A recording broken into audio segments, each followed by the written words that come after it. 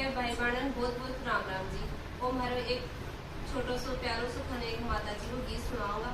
पर सब भाई बहन सब माता बहना लाइक करोगा, सब्सक्राइब करोगा और शेयर करोगा और हमारे वीडियो जरूर जरूर आगे बढ़ाओगा। और सब बहन भाई से और माता बहना से विनती है कि गीत ने से जरूर जरूर सुनोगा, क्योंकि सामने नवरात्र आ रहे हैं, सबके लिए बहुत ही अच्छे होगा।